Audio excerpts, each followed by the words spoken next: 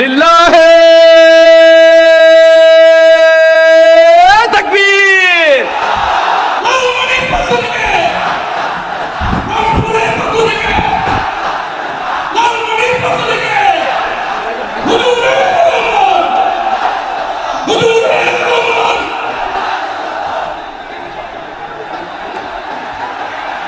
আমি একটু দেখতে চাই যে রংপুর বিভাগের কে কোন জেলা থেকে আপনারা এসেছেন। কুড়িগ্রাম থেকে কারা এসেছেন দেখি, কুড়িগ্রাম। মাশাআল্লাহ মাশাআল্লাহ। আচ্ছা, গাইবান্ধা জেলার কে আসছেন? গাইবান্ধা, হ্যাঁ মাশাআল্লাহ। ঠাকুরগাঁও, ঠাকুরগাঁও অনেকে আসছেন। দিনাজপুর জেলা থেকে মাশাআল্লাহ। নীলফামারী, ঠিক আছে, ফি আমানিল্লাহ। পঞ্চগড় অনেক আসছে। রংপুর, রংপুর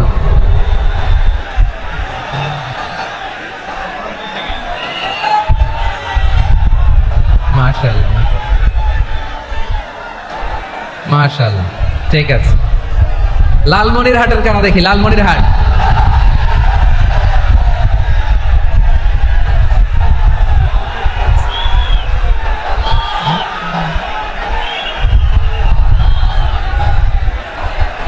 মাশাআল্লাহ মাশাআল্লাহ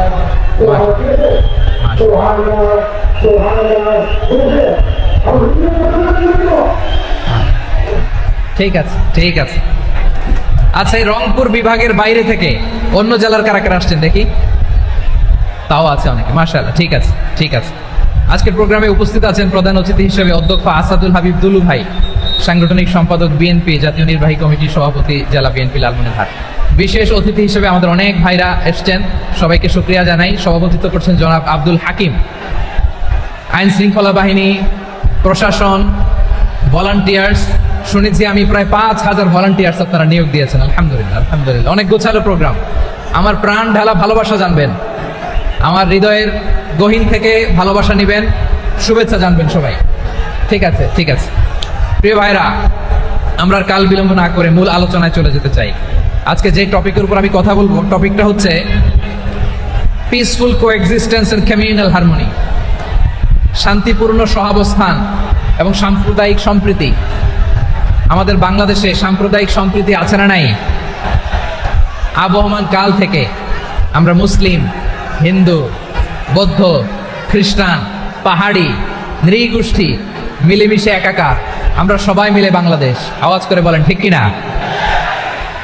আমাদের পারস্পরিক সম্প্রীতি, ভালোবাসা, সৌহার্দ্যপূর্ণ আচরণ, বোঝাপড়া, এটা বেশ মজবুত, বেশ মজবুত। তবে মাঝে মাঝে আমাদের এই সম্প্রীতির ভেতরে অনেকে ফাটল ধরাতে চায়। আমরা যে সুখে আছি, শান্তিতে আছি, এটা অনেকের ভালো লাগে না, ঠিক কিনা বলেন? আমাদের মধ্যে সাম্প্রদায়িক সম্প্রীতি, সৌহার্দ্যপূর্ণ আচরণ, ভালোবাসা, এটা আবহমান কাল ধরে আছে। তার প্রমাণ, আমরা তাফসিরুল মাহফিলের আয়োজন করলে আমাদের হিন্দু ভাইরা ডিস্টার্ব করেন, ঠিক কিনা? এবং আমি যদি বলি হাত তোলেন, হিন্দু ধর্মের কারা কারা এসেছেন, কত শত কত হাজার যে হাত উঠবে, আপনি অবাক হয়ে যাবেন। আমি চাচ্ছি না হাত উঠাতে। খুলনাতে সর্বশেষ যে আমি প্রোগ্রাম করে গেলাম, সেখানে কয়েকশ হিন্দু ভাই আসছে আমাদের আলোচনা শুনতে, আলহামদুলিল্লাহ। অনেক বৌদ্ধরা আসে, অনেক খ্রিস্টানরা আসে। এবার সফরেও অনেক হিন্দু ভাইরা আমার সাথে দেখা করেছে, তারা বলেছেন হুজুর আমরা আপনার আলোচনা শুনি, আলহামদুলিল্লাহ বলেন। So it's our responsibility to present our religion to our non-Muslim brothers and sisters. আমাদের অমুসলিম ভাই বোনদের কাছে ইসলামের সৌন্দর্য তুলে ধরা, এটা আমাদের দায়িত্ব। We all are the ambassador of Islam. আমরা প্রত্যেকে দায়িত্বশীল, আমরা প্রত্যেকে এক একজন ইসলামের অ্যাম্বাসেডর, আলহামদুলিল্লাহ বলেন। এজন্য এমন ভাবে দ্য বিউটি অফ ইসলাম, ইসলামের সৌন্দর্য আমাদেরকে ফুটিয়ে তুলতে হবে, যাতে করে নন মুসলিমরা শাহাদা পড়ে, কালিমা পড়ে মুসলমান হয়ে যায়। অনেক নন মুসলিম ভাই বোন আমাদের হাতে শাহাদা পড়ে, কালিমা পড়ে মুসলমান হয়েছে, অনেক। সো আমরা যেন ইসলামের বিউটিটাকে তুলে ধরতে পারি, এবং এই যে সম্প্রীতি, এটাকে যেন আমরা অটুট রাখতে পারি। আদতে আদতে বাংলাদেশের ইতিহাস বলে আমাদের দেশে কোনো দাঙ্গা নাই, আছে? লালমনিরহাটের ভাইয়ের আওয়াজ করে বলেন, আমাদের দেশে হিন্দু মুসলিম দাঙ্গা আছে? আমরা ভাই ভাই, আওয়াজ করে বলুন তো, আমরা কি ভাই ভাই? কিন্তু কিছু দুষ্ট লোক আছে, তারা আমাদের সম্পর্কের মধ্যে ফাটল ধরাতে চায়, ঠিক কিনা বলেন? মাঝে মাঝে ঝগড়া লাগাতে চায়। দেখবেন পত্রপত্রিকায় দেখা যায় বিভিন্ন ধর্মীয় উপাসনালয়গুলোতে হামলা চালানো হয়। এগুলো রাজনৈতিক উদ্দেশ্য প্রণোদিত, এগুলোর সাথে ইসলামের কোনো সম্পর্ক নাই। এজন্য এই দুর্বৃত্তদের ব্যাপারে আমাদের সাবধান থাকতে হবে। আমরা সবসময় যেমনি ঐক্যবদ্ধ, ইউনাইটেড, আমরা যদি এরকম ইউনাইটেড থাকি, এই সমস্ত দুর্বৃত্তদের কালো হাত ভেঙে দিতে আমাদের 1 ঘন্টাও লাগবে না। চিল্লায় বলো ঠিক কিনা?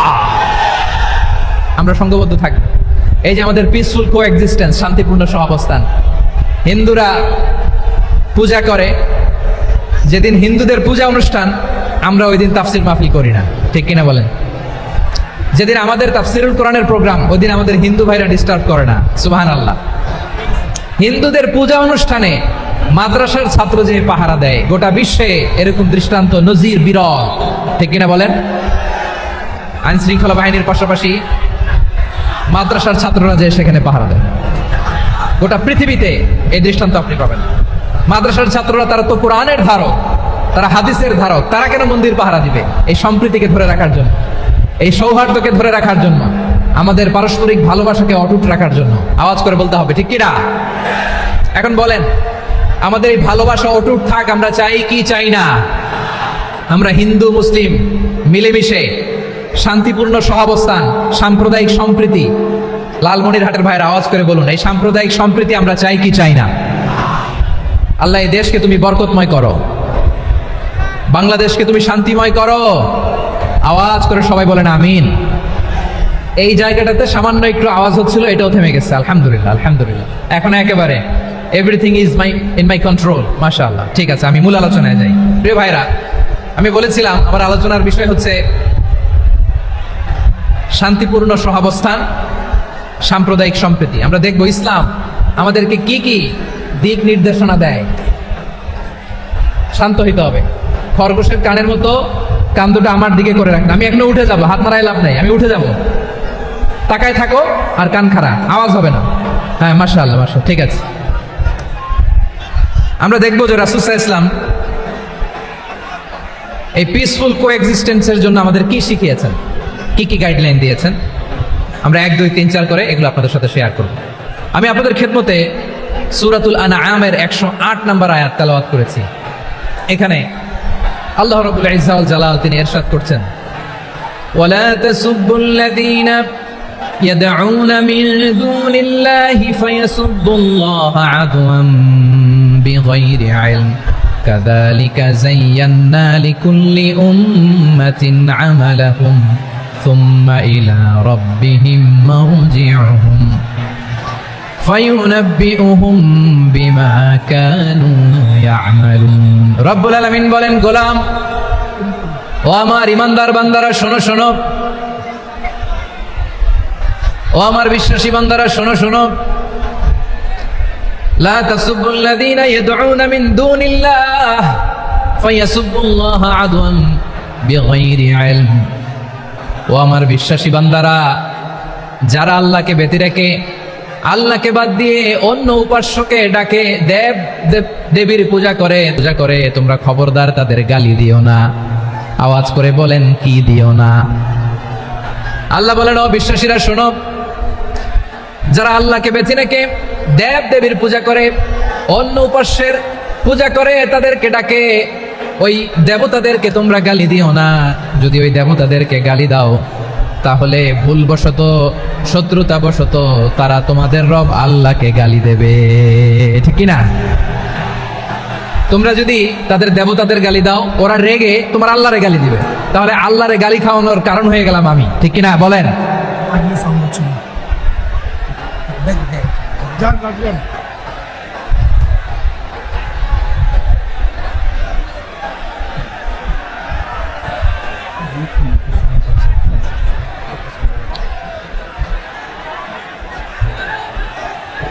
সম্মানিত ভাইরা, এত বিশাল প্রোগ্রাম, মাইকের একটা সেট আপ থাকে, তারগুলো অনেক সময় নড়ে যায়, ধাক্কা ধাক্কিতে ডিসপ্লেস হয়, একটু ঝামেলা হবে।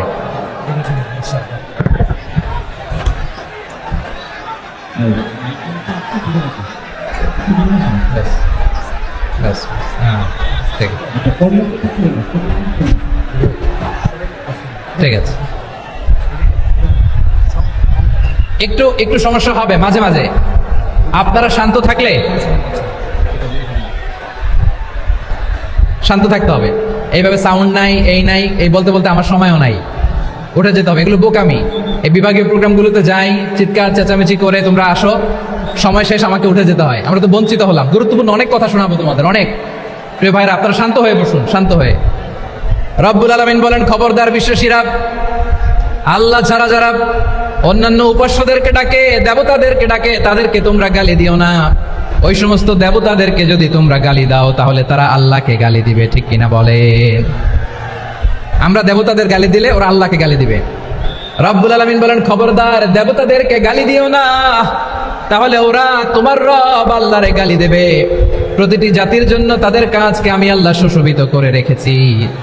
তারা সবাই একদিন আমার কাছেই ফিরে আসবে। এরপর আমি রব্বুল আলামিন তাদের আমলনামা তাদেরকে জানিয়ে দেব। সুবহানাল্লাহ পড়েন। প্রিয় ভাইরা, আল্লাহ তাআলা বলেছেন, খবরদার গালি দিও না। আদেশটা কার? আওয়াজ করে বলেন তো। হিন্দুদের দেবতা দেবদেবীদেরকে গালি দেওয়া যাবে না। আওয়াজ করে বলুন প্রিয় ভাইরা, এই আদেশটা কার? এই আপনাদের গলার আওয়াজ। অন্য ধর্মের দেবতাদেরকে যে গালি দেওয়া যাবে না, এই আদেশটা কার? আরো জোরে বলুন, কার? গালি দিবেন কোন দেবতাকে? দিবেন? যদি দেন তাহলে ওরা আল্লাহরে গালি দিবে। তাহলে আল্লাহরে গালি খাওয়াইলো কে? আপনি, ঠিক কিনা বলেন? আমি আল্লাহকে গালি খাওয়ানোর কারণ হলাম, কারণ আমি যদি গালি না দিতাম ওরা আমার রবকে গালি দিত না। আওয়াজ করে বলেন ঠিক কিনা? তাহলে প্রিয় ভাইয়েরা, ইসলাম আমাদেরকে শিখায়, সূরাতুল আনআমের 108 নম্বর আয়াত থেকে আমরা বুঝলাম, কোন ধর্মকে ছোট করা যাবে না। অন্য ধর্মকে ছোট করা মানে ইসলামকে ছোট করা। অন্য ধর্মের দেবতাকে গালি দেওয়া মানে আল্লাহকে গালি খাওয়ানো। আওয়াজ করে বলেন ঠিক কিনা? খবরদার, এটা করা যাবে না। আর অন্য ধর্মের দেবতাকে যদি আপনি গালি দেন, ওরা ইসলাম থেকে দূরে সরে যাবে। যাও ইসলামের প্রতি আকৃষ্ট হয়েছিল, আর কোনোদিন ইসলামের ধারে কাছে আসবে না। আওয়াজ করে বলেন ঠিক কিনা? এজন্য কখনো কোনোদিন অন্য ধর্মের দেবতাদেরকে গালি দেওয়া যাবে না। অন্য ধর্মের কোনো দেবতাদেরকে আমরা গালি দিব না, গালি দিব না। বরং ইসলামের beauty, the beauty of Islam, ইসলামের সৌন্দর্যকে আমরা তুলে ধরব। আমরা যদি বিশ্বনবী সাল্লাল্লাহু আলাইহি ওয়াসাল্লামের জীবনের দিকে তাকাই, তাহলে আমি দেখব বিষ্ণু ইসলাম মক্কাতে কিংবা মদিনাতে অন্য ধর্মের লোকদের সাথে খুব পিসফুলি লাইফ লিড করেছেন। হোক মুশরিক, হোক খ্রিস্টান, হোক ইহুদি, বিশ্বনবী সবার সাথে মিলেমিশে ছিলেন। আলহামদুলিল্লাহ বলেন। ইসলাম হচ্ছে পিসফুল রিলিজিয়ান।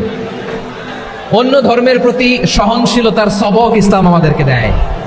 কিন্তু প্রতিটি মুসলিমের এটা মনে রাখতে হবে, আল্লাহর কাছে পছন্দনীয় গ্রহণযোগ্য ধর্ম, জীবনাদর্শ একটি, সেটা হচ্ছে ইসলাম। আওয়াজ করে বলেন সেটা কি? লালমনিরহাটের ভাইয়েরা আওয়াজ করে বলুন, আল্লাহর কাছে মনোনীত ধর্ম একটি, সেটা কি? এজন্য রব্বুল আলামিন বলেন, ইন্নাদ-দীনা ইনদাল্লাহিল ইসলাম, আল্লাহর কাছে মনোনীত গ্রহণযোগ্য অ্যাকসেপ্টেড ধর্ম মতাদর্শ একটা, সেটা হলো ইসলাম।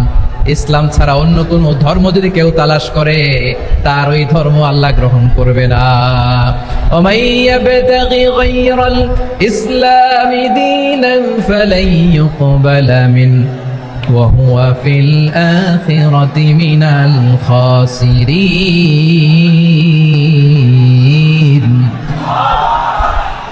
Whoever seek anything except Islam, that won't be accepted from him, and he will be loser in the day of judgment. কিয়ামতের দিন ইসলাম ছাড়া কেউ যদি অন্য কোনো ধর্ম তালাশ করেছে দুনিয়াতে, তার এই মতাদর্শ গ্রহণ করা হবে না, and he will be loser. সে হবে লুজার, ক্ষতিগ্রস্ত। হাই হাই কোম্পানির ম্যানেজার, ওর আমও শেষ, সালাও শেষ। আওয়াজ করে বলেন ঠিক কি না? এজন্য ইসলাম পেয়ে আমরা খুশি না বেজার? প্রত্যেক নামাজ শেষে আমরা আল্লাহরে বলি, আল্লাহ রাদিতু বিল্লাহি রাব্বা ওয়া বিল ইসলামি দীনা ওয়া বি মুহাম্মাদিন নাবিয়ান ওয়া রাসূলা। ও আল্লাহ, তোমারে রব হিসেবে পেয়ে আমরা খুশি। ও আল্লাহ, ইসলামকে ধর্ম হিসেবে পেয়ে আমরা খুশি। বিশ্বনবীকে আমাদের রাসূল পেয়ে আমরা খুশি। ঠিক কি না বলে? ইসলাম ছাড়া অন্য কোনো ধর্ম আমরা গ্রহণ করব না। ঠিক কি না বলেন? আল্লাহর কাছে অ্যাকসেপ্টেড রিলিজিয়ান একটা, সেটা ইসলাম। তো বিশ্বনবী সাল্লাল্লাহু আলাইহি ওয়াসাল্লাম মক্কাতে কিংবা মদিনাতে খুব পিসফুলি এক্সিস্ট করেছেন, যে কোনো ধর্মের সাথে মিলেমিশে চলেছেন। তার প্রমাণ আমরা যদি রাসূল সাল্লাল্লাহু আলাইহি ওয়াসাল্লামের বায়োগ্রাফির দিকে তাকাই, তাহলে দেখব তিনি মুশরিকদের সাথে পিস ট্রিটি করেছেন, শান্তি চুক্তি, পিস ট্রিটি, পিস এগ্রিমেন্ট। আপনারা হুদাইবিয়ার সন্ধির নাম শুনেছেন? আমার লালমনিরহাটের কলিজার টুকরা ভাইরা, হুদাইবিয়ার সন্ধির নাম আপনারা শোনেন নাই? 6ষ্ঠ হিজরিতে বিষ্ণু ইসলাম মুশরিকদের সাথে এই ট্রিটি করেছেন, চুক্তি। কাদের সাথে? মুশরিকদের সাথে। আমরা তো মুসলমান বসতে পারি না, আমরা দুই মুসলিম ভাই একসাথে বসে চা খেতে পারি না, গল্প করতে পারি না। বিষ্ণু ইসলাম মুশরিকদের সাথে ট্রিটি করেছেন, হুদাইবিয়ার সন্ধি। এই সন্ধির আগে মক্কা থেকে কেউ মদিনায় যেতে পারে না, মদিনা থেকে কেউ মক্কায় যেতে পারে না, কিন্তু এই সন্ধির পরে ট্রাফিক স্বাভাবিক হয়ে গেল। মক্কার লোকেরা মদিনায় আসতে পারে, মদিনার লোকেরা মক্কায় আসতে পারে। এটাকে বলে সুলহে Hudaibiya, the peace agreement of Hudaibiya, শান্তি চুক্তি। আমরা পৃথিবীতে এখন অনেক শান্তি চুক্তির নাম শুনি, এগুলো সব the piece treaty of Hudaibiya থেকে কপি করা। আল্লাহু আকবার। তাহলে বিশ্বনবী সাল্লাল্লাহু আলাইহি সাল্লাম তিনি যে শান্তিপূর্ণ সহাবস্থানে বিশ্বাসী ছিলেন, মুসলমানেরা যে অন্য ধর্মের প্রতি সহনশীল, তার প্রমাণ হচ্ছে এই পিস ট্রিটি। শুধু তাই নয়, মাইকের সাউন্ডটা একটু বাড়াই দিতে হবে, খুব দুর্বল, একটু মজবুত করতে হবে, আর একটু ক্লিন করতে হবে, আর সবগুলা জায়গায় সাউন্ড যাচ্ছে কিনা একটু ক্রস চেক করতে হবে। হ্যাঁ, পাবেন দিচ্ছে mic operator, is trying his level best, দিচ্ছে। মাইক অপারেটর যিনি আছেন, প্রতিটি জায়গায় প্রতিটি সাউন্ড বক্সে যেন আওয়াজ পাওয়া যায়, একটু ক্রস চেক করেন, সাউন্ডটাকে একটু স্ট্রং করে দেন। হ্যাঁ, ঠিক আছে, মাশাআল্লাহ। এদিকে তাকান, এদিকে।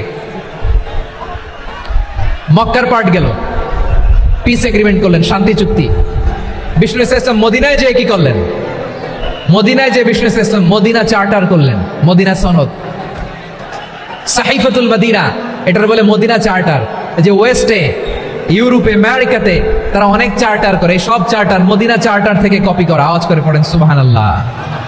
বিষ্ণু ইসলাম মদিনায় গেলেন, মদিনাতে মুসলিম, মুশরিক, ইহুদি, এই 3 ধর্মের লোক মিলে সব স্টেক হোল্ডার যারা আছে সবাইকে নিয়ে বিষ্ণু ইসলাম মদিনা চার্টার করলেন, মদিনা সনদ। পড়েন সুবহানাল্লাহ। শুধু তাই নয়, মক্কাতে বিশ্বনবী পিস এগ্রিমেন্ট করলেন, শান্তি চুক্তি মুশরিকদের সাথে। মদিনাতে যে বিশ্বনবী মদিনা চার্টার করলেন, মদিনা সনদ করলেন ইহুদিদের সাথে। আবার মদিনাতে বিশ্বনবী ইহুদিদের সাথে পিস ডায়ালগ করলেন, ইন্টারফেথ ডায়ালগ করলেন, আন্তধর্মীয় সংলাপ করলেন, যেই সংলাপের মূল ভিত্তি ছিল তাওহীদ। মূল ভিত্তি ছিল কি? তাওহীদ। বিশ্বনবী ইহুদিদেরকে ডাকলেন, আহ্বান করলেন, কুল ইয়া আহলাল কিতাবি তাআলাউ ইলা কালিমাতিন সাওয়াইন বাইনানা ওয়া বাইনাকুম আল্লা না'বুদা ইল্লাল্লাহ ولا نشرك به شيئا ولا يتخذ بعضنا بعضا أربابا من دون الله فإن تولوا فقولوا اشهدوا بأننا مسلمون سبحان الله পড়েন। বিশ্বনবী মদিনার ইহুদিদের ডেকে বললেন, ও ইহুদিরা, শোনো শোনো, আসো এমন একটা আদর্শের প্রশ্নে আমরা একত্রিত হই, যে আদর্শের প্রচার তোমাদের নবীরাও করেছে, আমিও করি, যে আদর্শের কথা তোমাদের পবিত্র ধর্মগ্রন্থগুলোতে আছে, আমার কোরআনেও আছে, সেটা হলো তাওহীদ। আমরা এক আল্লাহ ছাড়া কারো ইবাদত করব না, আল্লাহর সাথে কাউরে শরীক করব না, আল্লাহ ছাড়া কাউরে রব মানব না। পড়েন সুবহানাল্লাহ। তাহলে আমার প্রিয় লালমনিরহাটের ভাইরা, মদিনাতে যে তিনি মদিনা চার্টার করলেন, মদিনা সনদ, পিস ডায়ালগ করলেন, শান্তির সংলাপ, ইন্টারফেথ ডায়ালগ করলেন, আন্তধর্মীয় সংলাপ, যার ভিত্তি ছিল তাওহীদ। সুবহানাল্লাহ পড়েন। তাহলে অন্য ধর্মের প্রতি সব সময় ইসলাম সহনশীল, টলারেন্স। যদি আপনি দেখতে চান ইসলামের নবী বিশ্ব নবীর দিকে তাকান, ঠিক কিনা বলেন? আমরা তো সংখ্যালঘুদের রাইটস প্রোটেক্ট করার জন্য কত আইন বানাই, কত বৈঠক করি, কত সংবাদ সম্মেলন করি। বিষ্ণু সাল্লাল্লাহু আলাইহি ওয়াসাল্লাম সংখ্যালঘুদের রাইটসের ব্যাপারে, অধিকারের ব্যাপারে যে কথা বলেছেন, শুনলে আপনি অবাক হয়ে যাবেন। বিশ্বনবী বলেন, আলা মান যালামা মুআহাদান আও ইনতাকাসাহু আও কাল্লাফাহু ফাওকা তাআতিহি আও কাল্লাফাহু ফাওকা তাকাতিহি আও আখাযা মিনহু শাইআন বিগাইরি তিবি নাফসিন ওয়া আনা হাজিজুহু ইয়াউমাল কিয়ামা। খবরদার, জেনে রাখো, কেউ যদি কোনো সংখ্যালঘুর উপরে অত্যাচার করে, কোন সংখ্যালঘুর প্রাপ্য থেকে যদি কেউ কাউকে ঠকায়, সংখ্যালঘুর উপর যদি কেউ কষ্ট দেয়, কোন সংখ্যালঘুর সম্পদ যদি কেউ জোর করে কেড়ে নেয়, আমি কিয়ামতের দিন বিশ্বনবী ওই সংখ্যালঘুর পক্ষে আর ওই মুসলমানদের বিপক্ষে বাদী হয়ে দাঁড়াবো। সুবহানাল্লাহ বলতে পারলেন না? আল্লাহু আকবার। আপনি নামাজি, আপনি মুসল্লি, আপনি হাজী সাহেব, তাহাজ্জুদ পড়তে পড়তে কপালে দাগ ফেলে দিছেন, আপনার প্রতিবেশী হিন্দু, ভাবছেন আমার তো পাওয়ার আছে, ওর জমিটা দখল করি। বিশ্বনবী বলেন কিয়ামতের দিন ওই হিন্দুর পক্ষে তোর বিরুদ্ধে আমি বাদী হয়ে দাঁড়াবো। পৃথিবীর কোন ধর্মে এরকম স্টেটমেন্ট পাবেন? পাবেন? আপনি ভাবছেন আপনি নামাজ পড়লে হাজী সাহেব কপালে দাগ ফেলায় দিলে আপনি সেলসেলায় জান্নাতে চলে যাবেন না? খবরদার। বিশ্বনবী বলেন কোন সংখ্যালঘুর উপর যদি কেউ আক্রমণ করে, তার প্রাপ্য তাকে না দিয়ে যদি তাকে ঠকায়, তার উপর জুলুম করে, তার সম্পদ যদি কেড়ে নেয়, আমি নবী, তুমি মুসলিম হইতে পারো, মুসল্লি হইতে পারো, তার পক্ষে তোমার বিপক্ষে আল্লাহর দরবারে বাদী হয়ে দাঁড়াবো। আচ্ছা লালমনিরহাটের ভাইরা, কথা বুঝতে পারলে আওয়াজ করে উত্তর দেন। বিশ্বনবী যদি কারো বিপক্ষে দাঁড়ায় কিয়ামতের দিন, আই রিপিট, আমি আবারও বলছি, বিশ্বনবী যদি কিয়ামতের দিন কারো বিপক্ষে দাঁড়ায়, ও তো সেলসেলায়া জান্নাতি, তাই না? জান্নাতি না? যে নবীর সুপারিশ ছাড়া জান্নাতের গেটও দেখা যাবে না, ওই নবী যদি বলে তোর বিপক্ষে আমি বাদী হয়ে দাঁড়াবো, ওই জান্নাতে আর ঢোকার কোনো সুযোগ আমাদের থাকবে? এখানেই শেষ না আমার প্রিয় লালমনিরহাটের ভাইয়েরা, এখানেই শেষ নয়। বিশ্বনবী বলেন মান কাতালা মুআহাদান, বুখারীর বর্ণনা, মান কাতালা মুআহাদান লাম ইয়ারাহ রাইহাতাল জান্নাহ। কেউ যদি, কোন মুসলিম যদি অন্যায়ভাবে কোনো সংখ্যালঘুকে হত্যা করে, কোনো হিন্দুকে হত্যা করে, কোনো বৌদ্ধরে হত্যা করে, অন্যায়ভাবে কোনো মুসলিম যদি কোনো সংখ্যালঘুরে হত্যা করে, জান্নাতে যাওয়া তো দূরের কথা, ওই মুসলিম জান্নাতের ঘ্রাণও পাবে না। সেই বুখারীর বর্ণনা, মান খাতালা মুআহাদান লাম ইয়ারাহ রাইহাতাল জান্নাহ ওয়া ইন্না রিহাহা লা ইউজাদু মিন মাসিরাতি 40 আমা। যে জান্নাতের ঘ্রাণ 40 বছর দূরের রাস্তা থেকেই পাওয়া যায়। সুবহানাল্লাহ পড়েন। প্রিয় ভাইরা, এখান থেকে জান্নাতে পৌঁছতে লাগবে 40 বছর। এত দূর, কত বছর? সবাই বলেন কত বছর? এখান থেকে জান্নাতে পৌঁছতে লাগবে 40 বছর। এত দূরে থাকতেই জান্নাতের ঘ্রাণ আপনার নাকে এসে ধাক্কা মারবে। বিষ্ণুই বলেন যে ব্যক্তি কোন সংখ্যালঘুকে হত্যা করে, জান্নাতের ঘ্রাণ তো পাবেই, জান্নাতে তো ঢুকতে পারবেই না, জান্নাতের ঘ্রাণও তার নাকে লাগবে না। পড়েন নাউযুবিল্লাহ। তাহলে সংখ্যালঘুদের ব্যাপারে ইসলামে অধিকার দেয়া আছে না নাই? লালমনিরহাটের ভাইয়ের আওয়াজ করে বলেন, আমার সংখ্যালঘু হিন্দু ভাইদের রাইটস, অধিকার আমাদের ইসলামে প্রোটেক্টেড আছে না নাই? এখানেই শেষ না। বিষ্ণু ইসলাম আপনার অমুসলিম প্রতিবেশীর সাথে ভালো আচরণ করতে বলেছে। আমাদের হয় না এটা মুসলিম পাড়া, ওটা বৌদ্ধ পাড়া, হয় না? অনেক সময় হয় না এটা আমাদের মুসলিম পাড়া, ওইটা হিন্দু পাড়া, এরকম আছে না নাই? লালমনিরহাটে নাই না? আছে? হিন্দু যদি আপনার প্রতিবেশী হয় কি করবেন? ওর কষ্ট দিবেন নাকি? কেন, ও তো হিন্দু, ও তো আমার আল্লাহরে ডাকে না, ওর কষ্ট দিলে জায়েজ হবে না? খবরদার। বিষ্ণু ইসলাম বলেন মান কানা ইউমিনু বিল্লাহ ওয়াল ইয়াউমিল আখির ফালিউকরিম জারাহ। যে আল্লাহ বিশ্বাস করে আর আখিরাতে বিশ্বাস করে, সে যেন প্রতিবেশীর সাথে ভালো আচরণ করে। সুবহানাল্লাহ। কলিজা জুড়ায় যায় না আমার নবীর কথাগুলো শুনলে? যে আল্লাহ বিশ্বাস করে, যে আখিরাতে বিশ্বাস করে, সে যেন প্রতিবেশীর সাথে ভালো আচরণ করে। এখানে বলছে মুসলিম প্রতিবেশী বলছে, নামাজি প্রতিবেশী বলছে, আল্লাহওয়ালা প্রতিবেশী বলছে না। প্রতিবেশী আস্তিক হোক নাস্তিক হোক, প্রতিবেশী মুমিন হোক মুশরিক হোক, প্রতিবেশী হইলেই তার সাথে ভালো আচরণের দরকার আছে না নাই?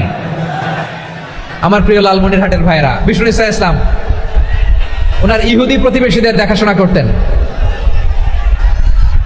আওয়াজ না শোনা যাক, আমারও তো দেখা যায়, আমারও তো দেখা যায়। তাকায় থাকেন, তাকায় থাকলে সওয়াব হবে। কোরআনের কথা যেখান থেকে হয় এদিকে তাকায় থাকলেই বরকত। তাকায় থাকেন। জি জি, মাইক, আমি তো আর মাইক ঠিক করতে আসি না এদিকে, এই মাইক ঠিক করবো, ওই মাইক ঠিক করবো, ওদিকে পাইলট বলবে হুজুর চলে আসেন। জি বসুন, বসুন, মাশাআল্লাহ। হ্যাঁ, খুব শান্ত, ঠিক আছে। পুলিশ ভাইরা না খেয়ে দিনরাত আপনারা যাতে সুশৃঙ্খল একটা প্রোগ্রাম উপহার পান, এটাই চেষ্টা করতেছে। আপনাদেরকে কষ্ট দিতে আসে নাই, একটু একটু সহযোগিতা করেন। জি মাশাআল্লাহ। হ্যাঁ, ঠিক আছে। আমার প্রিয় ভাইরা, প্রতিবেশী আস্তিক হোক নাস্তিক হোক, মুসলিম হোক হিন্দু হোক, তার সাথে ভালো আচরণ করতে হবে। বিষ্ণু ইসলাম ওনার ইহুদি প্রতিবেশীর বাসায় যেতেন। কোন প্রতিবেশী? ইহুদি। আওয়াজ করে বলেন, কোন প্রতিবেশী? ইহুদি। এক ইহুদি কিশোর বিষ্ণু ইসলামের খেদমত করতে, ইহুদি ছেলে আমার নবীর খেদমত করতো, তারা ছিল নবীর প্রতিবেশী। তো অনেকদিন হয় ইহুদি ছেলেটা আসে না। বিষ্ণুনবী খোঁজ দিলেন, ঘটনা কি? একটা ইহুদি ছেলে না আমার খেদমতে আসতো, ছেলেটা কই? খোঁজ নিয়ে জানলেন ছেলেটা অসুস্থ। বিষ্ণু ইসলাম ওই ইহুদির বাড়িতে চলে গেলেন ওই ছেলেটাকে দেখা করার জন্য, ভিজিট করার জন্য। সুবহানাল্লাহ পড়বেন না? গেলেন, যে দেখে ইহুদি ছেলেটা মুমূর্ষ, যান যায় যায় ভাব, বিছানায় পড়ে আছে, তার বাবা দাঁড়ানো। বিশ্বনবী তার মাথার পাশে বসলেন, মাথায় হাত বুলিয়ে দিলেন, আর ছেলেটাকে বললেন, আসলিম, হে ইহুদি ছেলে, আসলিম, ইসলাম ধর্ম গ্রহণ করো। তো ছোট্ট ছেলে ভাবে আমরা ইহুদি, এখন ইসলাম ধর্ম গ্রহণ করলে আব্বা যদি বকা দেয়। ফানাযারা ইলা ওয়াজহি আবি, ছেলেটা তার বাবার চেহারার দিকে তাকালো, দেখে আব্বা কি কয়। আব্বা যদি বলে তাইলে ইসলাম ধর্ম গ্রহণ করবো। ইহুদি ছেলেটা তার বাবার দিকে যখন তাকালো, ওর বাবা বলে, আতি আবুল কাসিম, আবুল কাসিম যা বলে তাই করো। আবুল কাসিম হচ্ছে বিষ্ণু ইসলামের একটা কুনিয়াত, উপনাম। আমার রাসূলের বড় ছেলের নাম ছিল কাসেম। যেমন দেখবেন আমাদের এলাকায় কারো ছেলের বড় ছেলের নাম যদি হয় আব্দুল্লাহ, এরা আব্দুল্লাহর বাপ বলে ডাকে। কারো বড় মেয়ের নাম যদি হয় ফাতেমা, এরা কি ডাকে? ফাতেমার বাপ বলে না? তো বিষ্ণু ইসলামের বড় ছেলের নাম ছিল কাসেম। ইহুদি বাবা বলল, আতি আবুল কাসেম, আবুল কাসেম যা বলে তাই শোনো, মানে মোহাম্মদ যা বলে তাই শোনো। এই কথা শুনে ছেলে সাহস পাইছে, ছেলে আবার পড়তে আরম্ভ করলো, আশহাদু আল্লাহ ইলাহা ইল্লাল্লাহ ওয়া আশহাদু আন্না মুহাম্মাদার রাসূলুল্লাহ, পড়েন আল্লাহু আকবার। বিশ্বনবীর আহ্বান শুনে ওই আহ্বানে সাড়া দিয়ে ইহুদি ছেলে শাহাদা পড়ে মুসলমান হয়ে গেল। তার হৃদয়টার ইমানের নূর দিয়ে আলোকিত করে দিল কে? প্রিয় ভাইরা, এবার রাসূল সাল্লাল্লাহু আলাইহি ওয়াসাল্লাম বের হয়ে আসলেন ঘর থেকে, আর বললেন, আলহামদুলিল্লাহিল্লাযী আনকাযাহু মিনান নার, প্রশংসা সে আল্লাহর, যে আল্লাহ জাহান্নামে চলে যাচ্ছিল প্রায় এমন একটা লোককে মুহূর্তের মধ্যে কালেমায়ে শাহাদাতের বদৌলতে জান্নাতি বানায় দিলেন। আওয়াজ করে পড়েন সুবহানাল্লাহ। এই হাদিস থেকে আমরা কি শিখলাম? What is the moral of the story? এক নম্বর স্টোরি হলো, প্রতিবেশী ইহুদি হোক হিন্দু হোক, যাবেন, সুসম্পর্ক রাখবেন, উপহার দিবেন, বিপদে পাশে দাঁড়াবেন, তাইলেই তো আপনাদের প্রতি, মুসলমানদের প্রতি তারা আকৃষ্ট হবে, ঠিক কিনা বলেন? আপনি যদি হিন্দুদের সাথে বৌদ্ধদের সাথে নাই মিশেন, নাস্তিকের কাছে নাই যান, তো ইসলামের সৌন্দর্যটা ওরা বুঝবে কেমনে? আমার অনেক হিন্দু পরিচিত ভাই আছে, ওরা আমাদের ইফতারির প্রোগ্রামে এসে একসাথে ইফতারি করে। অনেক মদখোর আমার সাথে বসে একসাথে ডিনার করে, হাফ প্যান্ট পরা, গলায় স্বর্ণের চেইন, হাতে স্বর্ণের ব্রেসলেট, আইসা আমার সাথে ডিনার করছে, আছে এরকম। গাঁজাখোর, আমি বলে, আসো, ওয়েলকাম টু মাই ডিনার, আসো বসো। বসলেই তো আমি ওর ডিএনএ, চিন্তার ডিএনএ চেঞ্জ করে দেওয়ার সুযোগ পাবো, চিল্লায় বলো ঠিক কিনা? আসতে হবে আমার কাছে। Our door is open, the door of Islam is open 24/7। সব সময় আমাদের ইসলামের দরজা আমার অমুসলিম ভাইদের জন্য খোলা আছে, না নেই? এই হাদিস থেকে দুইটা শিক্ষা। এক নম্বর শিক্ষা, প্রতিবেশী মুসলিম হোক অমুসলিম হোক, যান, অসুস্থ হলে একটু আপেল নিয়ে যান, আঙ্গুর নিয়ে যান, কমলা নিয়ে যান, তাদের সাথে ভালো আচরণ করেন। ইসলামের বিউটি দেখে, সৌন্দর্য দেখে অবাক হবে, নসিব ভালো হলে কোনোদিন কালিমা পড়ে মুসলমান হয়ে যাবে, ঠিক কিনা বলেন? তাহলে অমুসলিমের সাথে ভালো সম্পর্ক। বিশ্বনবী ইহুদির বাড়িতে গেলেন, ইহুদির বাড়ি, আর আমার মুসলমান ভাই আমার কাফের বলে, এরকম আছে না নাই? মুসলিমরা দেখতে পারে না, সহ্য করতে পারে। বিষ্ণু ইসলাম ইহুদির বাড়িতে গেলেন, এটা একটা শিক্ষা। আরেকটা শিক্ষা হলো, ভাইরা ধাক্কা মারে এসে সামনে এসে কি লাভ? প্রোগ্রাম তো শেষ হচ্ছে, এখনই শেষ হচ্ছে তো। এই যে আমাদের বকশি ভাই ওয়াদা নিল, হাত তোলালো, মিম বলে এত কথা বললো, তো আমি জেলায় জেলায় যেয়ে খালি হাত নাড়াই তোমাদের জন্য নাকি? হ্যাঁ, হাত নাড়াই শুধু। এই ধাক্কাইতে এদিকে এসে হাত নাড়াইতেছে, হয়েছে তো, দেখলাম তো, ঠিক আছে, মাশাআল্লাহ, অনেক সুশৃঙ্খল, অন্যান্য যে কোনো জেলার চেয়ে অনেক সুশৃঙ্খল। আমার দিকে তাকাও, আমার দিকে তাকাও, ঠিক আছে। এই যে দাঁড়িয়ে আছে, একটা ছেলে নড়ে না, দেখছেন? মাশাআল্লাহ, মাশাআল্লাহ, মাশাআল্লাহ। হ্যাঁ, এইভাবেই। আর কয়েকটা মজাদার কথা আছে, শোনো।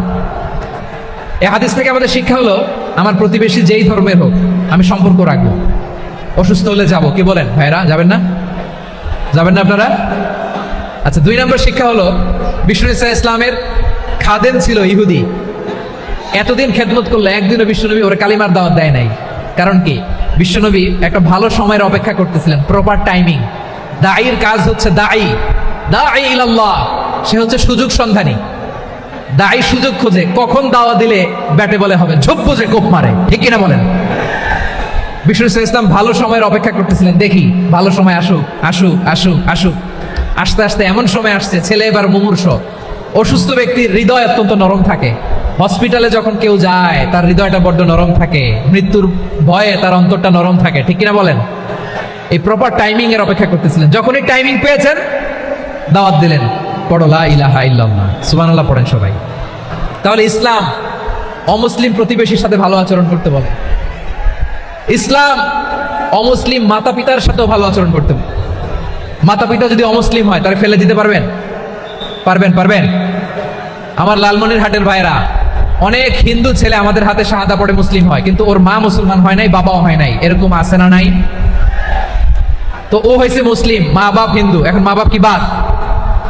হ্যাঁ, মা বাপ বাদ দেয়া যাবে? যেই মা আপনারে 9 মাস 8 মাস পেটে ধারণ করলো, আপনার মায়ের নার ছেঁড়া তখন আপনি ওই মারে বাদ দিতে পারবেন? যে মায়ের বুকের তাজা দুধ খেয়ে আপনি আজকে বাড়ন্ত তাজা তরতাজা, ওই মারে বাদ দেয়া যাবে? মায়ের এক ধারে দুধের দাম, কাটিয়া গায়ের চাম, পাপুষ বানাইলেও ঋণের শোধ হবে না, এমন দরদি ভাবে কেউ হবে না আমার মা গো। মায়ের এক ধারে দুধের দাম, কাটিয়া গায়ের চাম, পাপুষ বানাইলেও ঋণের শোধ হবে না, এমন দরদি ভাবে কেউ হবে না আমার মা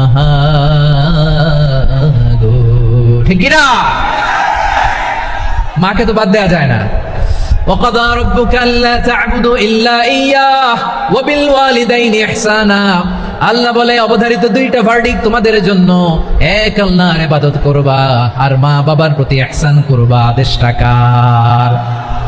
মা বাবার প্রতি ইহসান করতে হবে। আমার মা হিন্দু হোক ভালো আচরণ করতে হবে, বৌদ্ধ হোক ভালো আচরণ করতে হবে।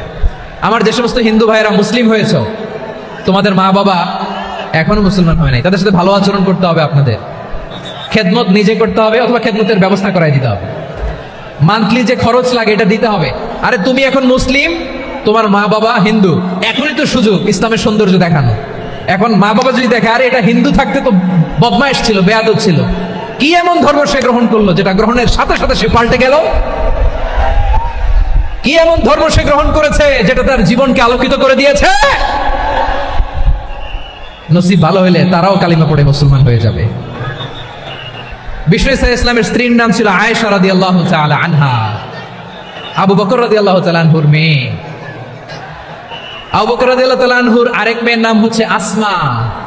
কি নাম? দুজনই আবু বকর রাদিয়াল্লাহু তাআলা আনহুর মেয়ে, আসমা আর আয়েশা। নাম দুইটা কেমন লাগে? আসমা নামটা কেমন লাগে? আয়েশা নামটা কেমন লাগে? সবার ভালো লাগে নাই? নাম দুটো আপনাদের ভালো লাগে? লালমনিরহাটে অনাগত যদি কন্যা সন্তান হয়, যদি মনে চায় আসমা রেখে দিতে পারবেন, যদি মনে চায় আয়েশা রেখে দিয়েন। দেশে বিদেশে এয়ারপোর্টে রাস্তাঘাটে শুধু বলে হুজুর একটা নাম দেন, আমার ছেলের একটা নাম দেন, মেয়ের একটা নাম দেন। তো আমার মনে আছে যশোরের 8 দিনের মাহফিলে আমি একটা দুটা নাম দিয়েছিলাম। আজকে লালমনিরহাটের এই প্রোগ্রামে কন্যা সন্তান যদি হয় দুটা নাম দিলাম, আসমা কিংবা আয়েশা। ইনশাআল্লাহ পড়েন। দুজন বোন, এক মায়ের না, বাবা এক মা দুইজন। আয়েশা রাদিয়াল্লাহু তাআলা আনহার মায়ের নাম উম্মে রুমান, আর আসমা রাদিয়াল্লাহু তাআলা আনহার মায়ের নাম কুতাইলা বিনতে আব্দুল উজ্জা। আবু বকর রাদিয়াল্লাহু তাআলা আনহু 4টা বিয়ে করেছিলেন। একই ঘটনা ঘটেছে এই ফ্যামিলিতে। আসমা ইসলাম ধর্ম গ্রহণ করে মুসলিমা, কিন্তু তার মা কুতাইলা মুশরিকা। আই রিপিট, বোঝার জন্য আমি আবারও বলি, আসমা রাদিয়াল্লাহু তাআলা আনহা মুসলিমা, আর আসমার মা কুতাইলা, আওয়াজ করে বুঝে থাকলে বলেন, আসমার মা মুশরিকা। তার মানে মেয়ে মুসলিম, মা অমুসলিম, ভেজাল আছে না নাই? কিন্তু কুতাইলা আর ধৈর্য ধারণ করতে পারে না। নার ছেঁড়া ধন, কলিজার টুকরা ধন, কলিজার টুকরা সন্তান আসমারে দেখতে বড্ড মন চায়। সাইয়েদনা আসমা রাদিয়াল্লাহু তাআলা আনহা মক্কা থেকে হিজরত করে মদিনায় চলে গেলেন হুদাইবিয়ার পর। যখন মক্কা মদিনার ট্রাফিক স্বাভাবিক হলো, মক্কার লোক মদিনায় যায়, মদিনার লোক মক্কায় আসে। কোচাইলা কলিজার টুকরা সন্তান আসমারে দেখার জন্য কিছু উপহার নিয়ে বিশাল মরু পথ পাড়ি দিয়ে মক্কা থেকে মদিনায় যায়। সুবহানাল্লাহ বলেন। এখন মা আসছে মেয়ের সাথে দেখা করতে, মেয়ে তো আর দেখা দেয় না। মেয়ে ভাবছে আমার মা তো মুশরিকা, অপবিত্রা, তার সাথে কি দেখা দেয়া যাবে? বিশ্বনবীর দরবারে চলে গেলেন। সুবহানাল্লাহ বলেন। কি সৌভাগ্যবান ছিল তারা, মাসলা জানার দরকার হলেই নবীর দরবারে চলে যেত। ঘরে বউয়ের সাথে ঝগড়া হলে নবীর দরবারে চলে যেত। অনেক সাহাবী বলে আমার পেটে ক্ষুধা লাগলো আমি নবীর কাছে চলে যেতাম, কারণ নবীর চেহারার দিকে তাকালেই আমার পেটের ক্ষুধা মিটে যেত। সাইয়েদানা আসমা রাদিয়াল্লাহু তাআলা আনহা বিশ্বনবীর কাছে চলে গেলেন, যে বললেন ইয়া রাসূলুল্লাহ ইয়া হাবিবাল্লাহ ইন্না উম্মি কাদিমাতুন ইলাইয়া ওয়া হিয়া রাগিবা। আমার মা মক্কা থেকে অনেক দূর মরুর পথ পাড়ি দিয়ে উপহার সামগ্রী নিয়ে মদিনায় আমার সাথে দেখা করতে এসেছে গো নবী। আমার জানতে বড্ড ইচ্ছে হয় আমি আমার মুশরিকা মাখা করতে পারবো কিনা। আফা আসিলুহা, আগে যেমনি আমি আমার মায়ের সাথে ভালো আচরণ করতাম, যেমনি আমি আমার মায়ের সাথে সদাচরণ করতাম গো নবী, এখন আমি মুসলিমা মা মুশরিকা, এখনো কি আগের মতো সদাচরণ করতে পারবো নাকি? বিশ্বনবী বললেন নাম সিলিহা, হ্যাঁ রে আসমা, অবশ্যই অবশ্যই, আগে ঠিক যেমন তুমি তোমার মায়ের সাথে ভালো আচরণ করতে এখনো তেমনি আগের মতো ভালো আচরণ করবা। আওয়াজ করে পড়েন সুবহানাল্লাহ। কি ইসলাম আমরা পেয়েছি, কত ব্রড মাইন্ডেড আমাদের ইসলাম, কত ওপেন মাইন্ডেড ইসলাম, কত ওপেন আপ করতে পারে, চিন্তা করতে পারেন। বিষ্ণু বললেন হ্যাঁ অবশ্যই, নাম সুলিহা, আগে যেমনি ভালো আচরণ করছো আসমা এখন ওই রকমই করো, পারলে আরো বাড়াই করো। সুবহানাল্লাহ বলেন। তাহলে আমার যে হিন্দু ভাইরা হিন্দু বোনেরা ইমানের বদৌলতে দৌলতে আপনি ধন্য হয়েছেন, আপনার আম্মা আব্বা এখনো মুসলমান হয় নাই, তাদের জন্য দোয়া করেন, তাদের জন্য দোয়া করেন, আল্লাহ যেন তাদেরকেও ইমানের দৌলত দান করে। আমরা সবাই পড়ি আমিন, আরো জোরে পড়েন আমিন। এখন বলেন ইসলাম কি ন্যারো মাইন্ডেড রিলিজিয়ন না ব্রড মাইন্ডেড? লালমনিরহাটের যুবক ভাইরা আওয়াজ করো, ইসলাম কি ন্যারো মাইন্ডেড না ব্রড মাইন্ডেড? কতটা ব্রড মাইন্ডেড দেখেন। বিশ্বনবী সাল্লাল্লাহু আলাইহি সাল্লাম অমুসলিমরা যদি নবীকে উপহার দিত ওই উপহারও বিশ্বনবী গ্রহণ করতেন। সুবহানাল্লাহ পড়েন। আপনার অমুসলিম বন্ধু যদি উপহার দেয় সেটাও আপনি নিতে পারবেন, যেটা নেওয়া জায়েজ। কিন্তু আপনার বন্ধু যদি আপনার মদের বোতল দেয় নিতে পারবেন? হ্যাঁ, মদের বোতল দিলে পারবেন না। আপনার বন্ধু যদি আপনার পর্ক দেয়, পর্ক শুকরের গোশত মিশ্রিত কোনো খাবার, ওটা নিতে পারবেন না। হালাল যে কোনো জিনিস নিতে পারবেন। বিশ্বনবী সাল্লাল্লাহু আলাইহি ওয়াসাল্লাম অমুসলিমদের দেয়া হাদিয়া গ্রহণ করতেন। কেমন নবী ছিলেন? আমার নবীরে চিনে নেন, আমার নবীর অ্যাটিটিউড জেনে নেন। বিশ্বনবী সাল্লাল্লাহু আলাইহি ওয়াসাল্লাম যখন কোনো জনপদে যেতেন তিনটা অপশন নিয়ে যেতেন। প্রিয় ভাইয়ের আওয়াজ করে বলতে হবে, কোন জনপদে গেলে আমার নবীর অপশন থাকতো কয়টা? আমার মতো 3 আঙ্গুল উঁচু করে দেখান আর বলুন আমার নবী কোন জনপদে গেলে কয়টা অপশন নিয়ে যেতেন? 1 নাম্বার অপশন আসলিম তাসলাম। নতুন এলাকায় গেলে বলতেন আসলিম তাসলাম, ইসলাম ধর্ম গ্রহণ করো, শান্তিতে থাকবা, আমার ভাই হয়ে যাবো, আমরা ভাই ভাই, ইসলাম মানো, আমরা ভাই ভাই। অপশন নাম্বার কত? 1। যদি বলে না ইসলাম মানবো না, ওকে, অপশন নাম্বার 2, মুসলিম হওয়ার দরকার নাই, লা ইকরাহা ফিদ্দিন, ইসলামে কোনো বাড়াবাড়ি নাই।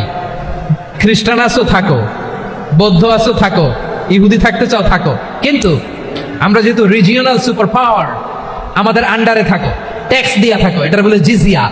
আলেম যারা আছেন বুঝবেন এটা আরবিতে কি বলে, জিজিয়া। You pay us the tax, we will give you the security. তোমরা ট্যাক্স দিবা, আমরা সিকিউরিটি দিব, আমাদের আওতায় থাকবা, কেউ তোমাদেরকে আক্রমণ করতে পারবে না, আমরা নিরাপত্তা দিব। সুবহানাল্লাহ বলেন। এটা অপশন নাম্বার কত? আচ্ছা বুঝে থাকলে বলেন 1 নাম্বার অপশন কি ছিল?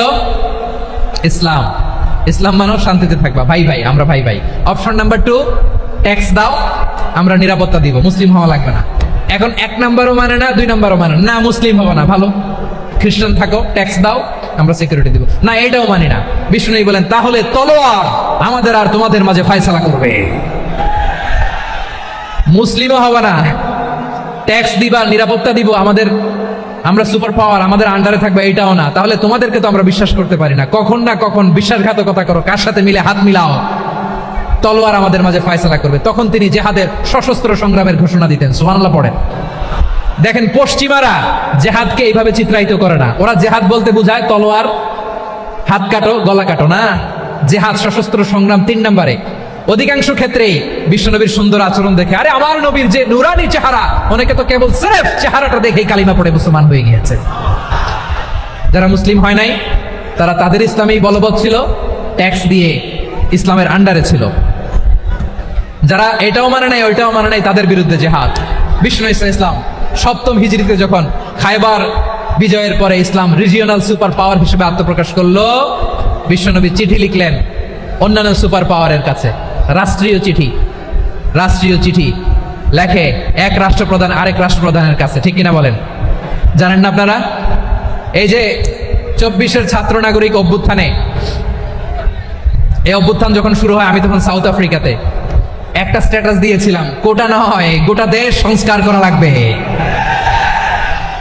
শুধু বাংলাদেশ নয়, সারা বিশ্বের বাংলা ভাষাভাষী লোকেরা এই আন্দোলনের সাথে সমর্থন তারা করেছে, এটাকে সাপোর্ট করেছে, তারা সমর্থন দিয়েছে। আমাদের ইউনাইটেড আরব আমিরাতের বাংলাদেশি ভাইরা তারা সেখানে রাস্তায় নেমে এসেছিল, জানেন? ওইখানে ডেমনস্ট্রেশন করা যায় না, সেখানকার সরকার তাদেরকে যাবজ্জীবন দিয়েছিল। তখন আমাদের এই যে প্রধান উপদেষ্টা ডক্টর মোহাম্মদ ইউনূস সরাসরি G2G বলে, এটারে G2G, government to government, G2G, উনি চিঠি লিখলেন যে তাদেরকে, ইউর হাইনেস, হে সম্মানিত আমির, আপনি আমার এই চিঠির কারণে আমার সম্মানে এই 53 জন বাংলাদেশিকে মাফ করে দেন। এই চিঠির বদৌলতে বেকসুর খালাস পেয়ে গিয়েছিল আমাদের ভাইরা, জানেন না এই ঘটনা আপনারা? তাহলে গভর্নমেন্ট টু গভর্নমেন্ট চিঠি দেওয়া হয়। 7ম হিজরিতে বিষ্ণু ইসলাম সব সুপার পাওয়ারের কাছে চিঠি দিলেন, রোমান সম্রাটের কাছে, পারস্য অধিপতির কাছে, মিশরের অধিপতির কাছে, সবার কাছে চিঠি লিখলেন। চিঠির ভাষা ছিল এরকম, মিন মুহাম্মাদিন রাসূলিল্লাহ ইলা মুকাওকিস আযীমিল কিবত, মুহাম্মদ রাসূলুল্লাহর পক্ষ থেকে মিশরের বাদশার কাছে, আসলিম তাসলাম, ইসলাম মানো শান্তিতে থাকবা, সালামুন আলা মান ইত্তাবা আল হুদা, শান্তি তার জন্য যে হেদায়েতের অনুসরণ করে। সুবহানাল্লাহ পড়েন। এই চিঠি অনেকে ভালোভাবে রিসিভ করেছে, অনেকে এই চিঠি পাওয়ার পরে নবীর কাছে আবার ইন রিটার্ন উপহার পাঠিয়েছে। কি পাঠিয়েছে? উপহার। মিশরের বাদশাহ মুকাওকিস তিনি বিশ্বনবীকে বিশাল এক উপহারের ডালি পাঠিয়েছেন। মিশরের বাদশাহ মুকাওকিস ছিলেন ধর্মে খ্রিস্টান। লালমনিরহাটের ভাইয়েরা আওয়াজ করে বলেন, মিশরের বাদশাহ ধর্মে কি ছিল? খ্রিস্টান। কি উপহার দিয়েছিল আমার নবীকে? শুনতে মনে চায়? আওয়াজ নাই লালমনিরহাটের গলায়, শুনতে মনে যায়? 1000 স্বর্ণ মুদ্রা, 1000 স্বর্ণ মুদ্রা। 2টা খ্রিস্টান দাসী, একজনের নাম মারিয়া বিনতে শামউন আল কিবতিয়া, আরেকজনের নাম সিরিন বিনতে শামউন আল কিবতিয়া। একজন খ্রিস্টান দাস 20 থান কাপড় জামা বানানোর জন্য, আমরা নবী যেন সেলাই করে জামা বানাতে পারে এজন্য 20 থান কাপড়, 20 থান ফাইন গার্মেন্ট, সুবহানাল্লাহ পড়বেন না? এরপরে একটা গাধা যেটার নাম ছিল উফাইর, আর একটা খচ্চর, এটার নাম ছিল দুলদুল। খচ্চর চিনেন? গাধা আর ঘোড়ার ক্রসিং এ যে প্রাণীটা দুনিয়াতে আসে এটার খচ্চর বলে। তো এই যে সুপার পাওয়ার খ্রিস্টান বাদশার কাছে নবী চিঠি লিখলেন, ওই খ্রিস্টান বাদশাহ আমার নবীকে উপহার দিল, বিশ্বনবী এই উপহারগুলো সানন্দে গ্রহণ করেছে। সুবহানাল্লাহ পড়বেন না? তাহলে অমুসলিম কেউ যদি আপনাকে উপহার দেয়, হালাল উপহার হলে আপনি গ্রহণ করতে পারবেন। অনুরূপভাবে পারস্যের বাদশাহ রোম সম্রাট বিশ্বনবীকে উপহার পাঠিয়েছেন, আমার নবী সবগুলো উপহার গিফট গ্রহণ করেছেন। সুবহানাল্লাহ বলেন। তাহলে প্রিয় লালমনিরহাট আওয়াজ করে বলুন, ইসলাম কি ন্যারো মাইন্ডেড রিলিজিয়ন না ব্রড মাইন্ডেড? আম্মাজান আয়েশার কাছে মাসালা জানতে চায় মেয়েরা, হে আম্মাজান, অগ্নি উপাসকেরা তাদের ঈদের দিন নওরোজের সময় আমাদেরকে পাখি দেয়, নেওয়া যাবে? উনি বললেন, ওরা জবাই করে দিলে নেওয়া যাবে না, কিন্তু ওরা যদি ফলমূল এরকম খাবার দেয় এগুলো নেওয়া যাবে। তার মানে অমুসলিমদের দেয়া উপহার এটা গ্রহণ করা যায়। সুবহানাল্লাহ বলেন। শুধু তাই নয়, বিষ্ণু ঈসা ইসলাম অমুসলিমদের সাথে আর্থিক লেনদেনও করেছেন, ফিনান্সিয়াল ডিলিং করেছেন। অমুসলিমদের সাথে প্রয়োজনে আপনি ফিনান্সিয়াল ডিলিং করতে পারবেন। আমরা প্রায় দেখি বাজারের মিষ্টির দোকানগুলো আমার হিন্দু ভাইদের।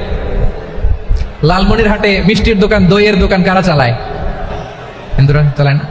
তারপরে যে বারবার শপ, চুল কাটে যে নাপিত, অধিকাংশ নাপিতের দোকানে কারা? আমার হিন্দু ভাইরা। তা আপনি চুল কাটতে পারবেন কিনা? পারবেন কিনা বলেন?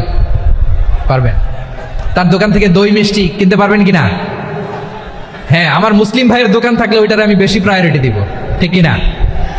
কিন্তু যদি তাদের সার্ভিস নিতে চান, প্রোডাক্ট নিতে চান, পারবেন। তার দলিল সহিহ বুখারী, আম্মা জান আয়েশা রাদিয়াল্লাহু তাআলা আনহা বলেন, ইশতারা রাসূলুল্লাহ সাল্লাল্লাহু আলাইহি ওয়াসাল্লাম মিন ইয়াহুদিয়িন তুআমান ওয়া রাহানাহু দিরআহু মিন হাদিদ। রাসূল সাল্লাল্লাহু আলাইহি ওয়াসাল্লাম এক ইহুদির কাছ থেকে, কার কাছ থেকে?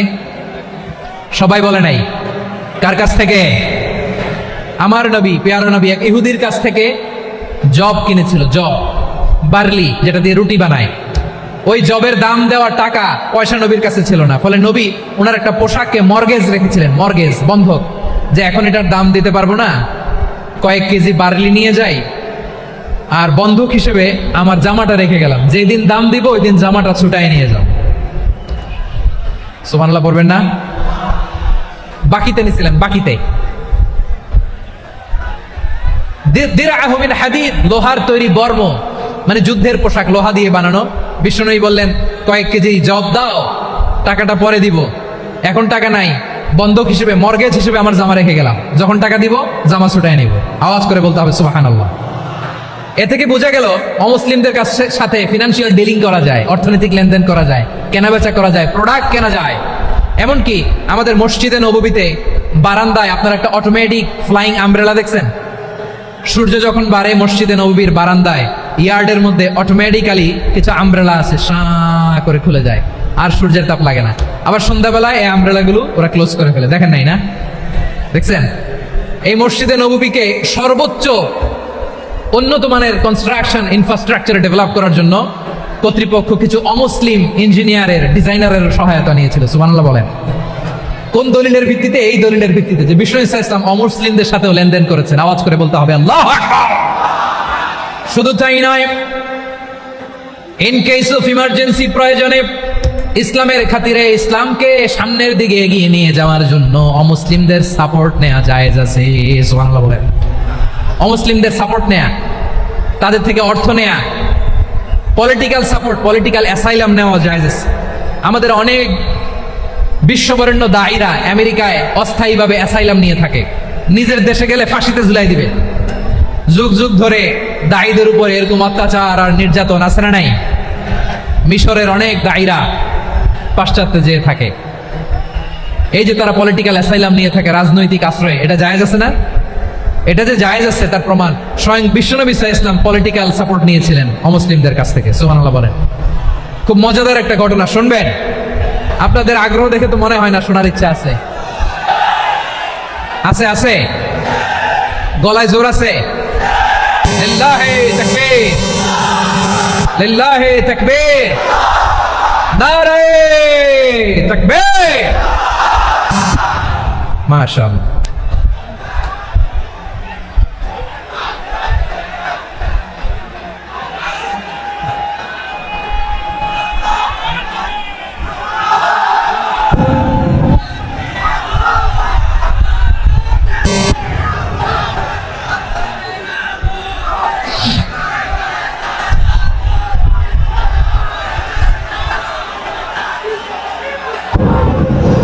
মাশাআল্লাহ, মাশাআল্লাহ। থামুন, থামুন আমার ভাইরা। বিশ্বনবীর বয়স তখন প্রায় 51 বছর। কত বছর? বিশ্বনবীর সবচেয়ে কাছের মানুষ খাদিজা রাদিয়াল্লাহু তাআলা আনহা ইন্তেকাল করেছেন। বিশ্বনবী বড্ড কষ্ট পেলেন, হৃদয়টা ভেঙে খান খান। যিনি ঘরের ভেতরে বিশ্বনবীকে সান্ত্বনা দিতেন, ভালোবাসা দিতেন, বাইরে গেলে কুরাইশরা বকাঝকা করে, অত্যাচার করে, কিন্তু আম্মাজান খাদিজা রাদিয়াল্লাহু তাআলা আনহা ঘরটারে এমন শান্তির নীড় বানায় রেখেছেন, এই ঘরের ভিতরে ঢুকলে বিশ্বনবীর কলিজাটা ঠান্ডা হয়ে যেত। এজন্য রব্বুল আলামিন বলেন, খাদিজা, ও আমার বান্দি খাদিজা, জান্নাতে এমন স্পেশাল একটা ঘর আমি তোমার জন্য রেডি করে রেখেছি। ওই ঘরের মধ্যে কোনো আওয়াজ নাই, ওই ঘরের মধ্যে কোনো নয়েজ নাই, ওই ঘরে কোনো বিশৃঙ্খলা নাই।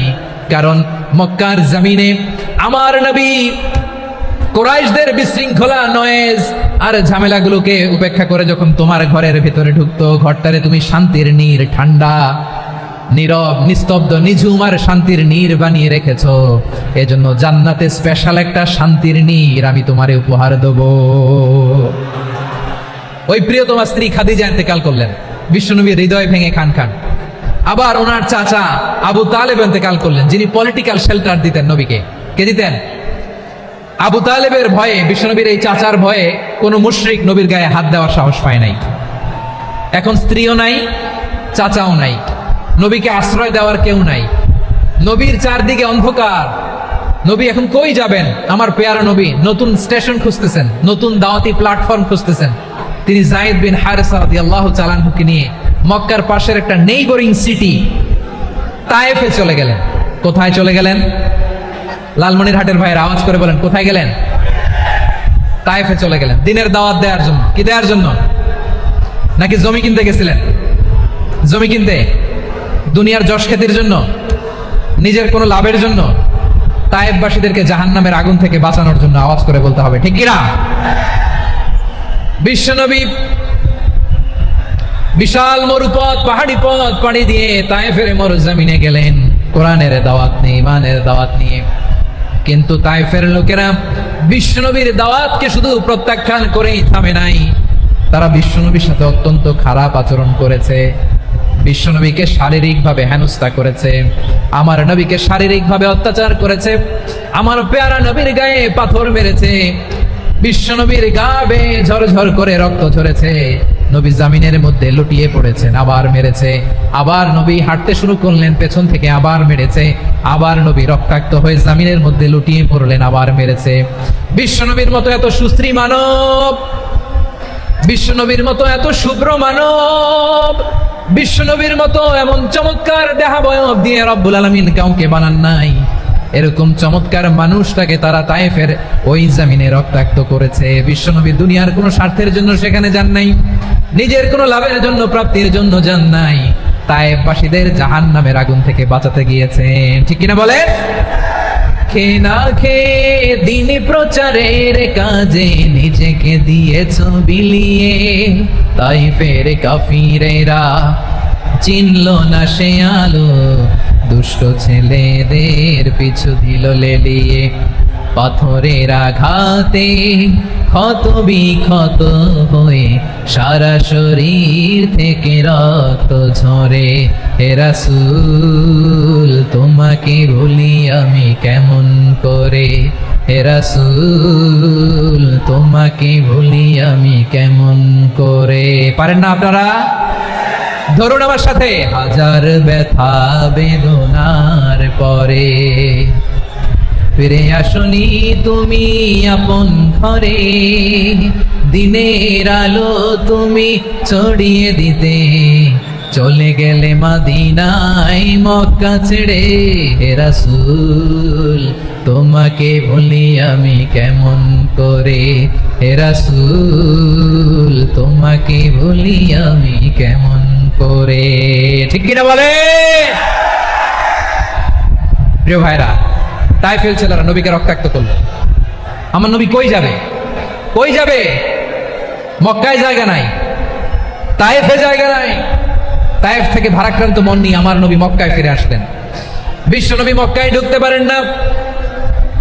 মক্কার মরুভূমির দিকে তাকিয়ে, উপত্যকার দিকে তাকিয়ে বিশ্বনবী ধাঁধা করে কাঁদেন, ঝরঝর করে। নবীর চেহারা মোবারক থেকে চোখের পানিগুলো বেয়ে বেয়ে পড়ে। আমার জন্মস্থান, আমার শৈশব, কৈশোর, যৌবন কেটেছে এই মক্কায়, আমার এলাকায় আমি ঢুকতে পারি না। বিশ্বনবী মক্কার অনতি দূরে দাঁড়িয়ে জায়েদকে পাঠালেন, জায়েদ যাও দেখো কেউ আমাকে সাপোর্ট করার মতো আছে কিনা, যাও অমুকের কাছে যাও। জায়েদ গেলেন, তারাও প্রত্যাখ্যান করে ফিরিয়ে দেয়। বিশ্বনবী বললেন যাও অমুক লোকের কাছে যাও, তিনিও প্রত্যাখ্যান করে ফিরিয়ে দিলেন। কেউ বিশ্বনবীকে আশ্রয় দিতে রাজি হয় না। নিজ জন্মভূমিতে বিতাড়িত বিশ্বনবী, সর্বশেষ বিশ্বনবী বললেন যাও মুতঈম ইবনে আদির ঘরে যাও। মুতঈম ইবনে আদি মুশরিক, তার কাছে যাও। গেলেন, মুতঈম ইবনে আদি রাজি হয়ে গেল। সুবহানাল্লাহ বলেন। দেখেন, অনেক বিপদের সময়ও আমি নিজে সাক্ষী, সামাজিকভাবে, রাজনৈতিকভাবে কত ঝঞ্ঝা, কত ষড়যন্ত্র, কত কনস্পাইরেসি পাড়ি দিয়ে আমাদেরকে সামনে এগিয়ে যেতে হয়। এই শত্রুদের ভেতরেও একজনকে দাঁড় করিয়ে দেয় যে আল্লাহর কোরআনের জন্য রেডি হয়ে যায়। পড়েন সুবহানাল্লাহ। মুতঈম ইবনে আদি, আল্লাহ তার মনকে নরম করে দিলেন। মুতঈম বলে, মুহাম্মদ আমি তোমাকে আশ্রয় দিব। তার দুই ছেলেকে পাঠালেন, যাও খোলা তলোয়ার নিয়ে, স্কট দিয়ে, গার্ড অফ অনার দিয়ে মোহাম্মদকে মক্কায় ঢুকাও, আর বলো আমি আমান দেব। আমান কি দিব? আমান মানে সিকিউরিটি, নিরাপত্তা। সিকিউরিটি ছাড়া, আমান দেওয়া ছাড়া কেউ থাকতে পারতো না মক্কায়। দুই ছেলে বিষ্ণু ইসা ইসলামকে নিয়ে আসলো। নবী কাবার চারদিকে তাওয়াফ করলেন, নামাজ পড়লেন। আবু জাহেল, উতবা, শাইবা, ওয়ালিদ ইবনে মুগীরা সবাই দেখে, কেউ কিছু করতে পারে না। কারণ মুতঈম ইবনে আদি ঘোষণা দিয়েছেন, আমি মুহাম্মদকে আমান দিয়েছি, মুহাম্মাদের গায়ে যেন কেউ স্পর্শ না করে। আওয়াজ করে পড়েন সুবহানাল্লাহ। নবীর এই বিপদকালে মুহূর্তে মুতঈমের হৃদয়টারে নরম করে দিল কে? আচ্ছা লালমনিরহাটের ভাইরা বলেন, এই মুতঈম কি মুসলিম ছিল না মুশরিক? সবাই বলতে হবে মুসলিম না মুশরিক? তাহলে মুশরিকের কাছ থেকে নবী পলিটিক্যাল অ্যাসাইলাম, আধুনিক রাষ্ট্রবিজ্ঞানের ভাষায় পলিটিক্যাল অ্যাসাইলাম, যেটাকে বলে রাজনৈতিক আশ্রয়, ওনার আমান বা নিরাপত্তার এই ঘোষণায় তিনি মক্কায় ঢুকলেন। যতদিন নিরাপত্তা ছিলেন। মুতঈম যখন মারা গেল, বিষ্ণু ইসলাম হিজরত করে মদিনায় চলে গেলেন। সুবহানাল্লাহ। কিন্তু মুতঈম যে বিশ্বনবীর উপকার করছে এটা বিশ্বনবী ভুলে নাই। আমাদের অনেকে আছে উপকার করার পরে আর খেয়াল থাকে না, খাওয়ার পরে গলা দিয়ে নামলে আর খেয়াল থাকে না, এরকম আছে না নাই? আমার নবী বলে নাই। বদরের প্রান্তরে 70 জন কাফেরকে যখন বন্দী করে বিশ্বনবীর সামনে হাঁটু গেড়ে দাঁড় করানো হলো, বসানো হলো, 70 জন কাফের, কয়জন?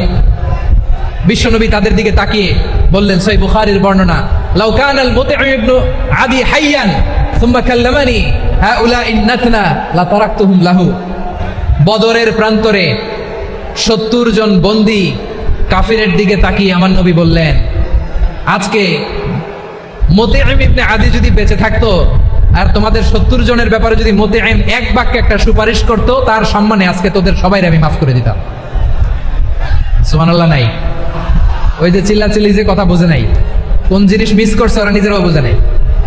বিশ্বনবী মুতঈমের এই সাহায্যের কথা বলে নাই। 70 জন মুশরিক হাঁটু গেড়ে বসা, নবী চাইলে এখনই এক্সিকিউশন অর্ডার দিতে পারে। তিনি বললেন, আজকে যদি মুতঈম বেঁচে থাকতো আর মুতঈম যদি তোদের জন্য সুপারিশ করতো, এই আবর্জনাগুলোর ব্যাপারে সুপারিশ করতো, আমি মুহূর্তেই তোদেরকে এমনি মাফ করে দিতাম।